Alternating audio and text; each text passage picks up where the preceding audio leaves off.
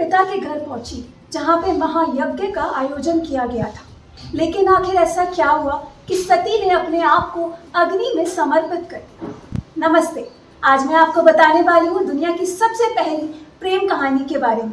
जी हाँ, सती और शिव की प्रेम कहानी। ऐसा कहा जाता है कि महाशिवरात्रि के दिन ही सती और शिव का मिलन हुआ था। तो चलिए बढ़ते हैं कहानी की ओर। सती राजा दक्ष की पुत्री थी। दक्ष को शिव तनिक भी नहीं भाते थे, लेकिन सती तो शिव की ही भक्ति में लीन रहती थी। उनकी आंखों में बस एक ही सपना बसा था, भगवान शिव को अपना जीवन साथी बनाने का सपना। अपने प्रेम को पाने के लिए सती ने भक्ति का मार्ग चुना। अपने पिता का महल छोड़कर उन्होंने तपस्या का कठोर मार्ग अपनाया।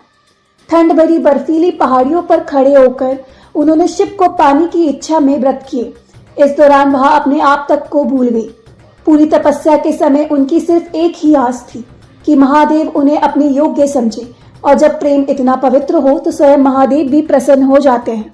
भगवान शिव ने अंत में सती को अपनी पत्नी के रूप में स्वीकार किया और यहाँ से शुरू हुई एक दिव्य प्रेम कहानी। जब राजा दक्ष को पता चला कि उनकी पुत्री ने शिव से विवाह कर लिया है, तब वो बहुत क्रोधित हुए। उन्हें लगा कि कैलाश में रहने वाला एक बैरागी जो गले में सांप और शरीर पर भस्म लगाता है, वो उनकी सुंदर राजकुमारी के लायक ही नहीं है। दक्ष ने महादेव को अपमानित करने के लिए एक महायज्ञ का आयोजन किया, जिसमें उन्होंने सभी देवी देवताओं को आमंत्रण भेजा, जिसमें विष्णु और ब्रह्मा भी शामिल थे। लेकिन उन्होंने अपनी ही पुत्री सती को निमंत्रण नहीं भेजा। जब सती को पता चला कि उनके पिता ने यज्ञ का आयोजन किया है और उनके पति शिव को आमंत्रण नहीं भेजा गया है, तब सती खुद ही यज्ञ में शामिल होने चली गई।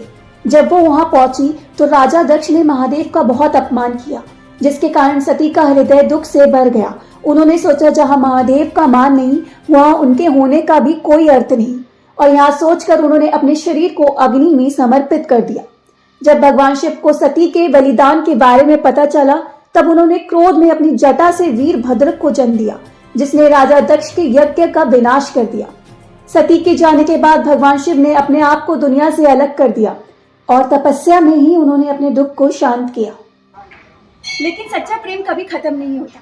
शायद इसलिए माँ सती ने दोबारा माँ पार्वती के रूप में जन्म लिया। इसके बाद लिखा गया प्रेम का नया अध्याय। ऐसी और वीडियोस जानने के लिए जुड़े रहिए हमारे साथ। अगले वीडियो में हम बात करेंगे माँ पार्वती और शिव के बारे में।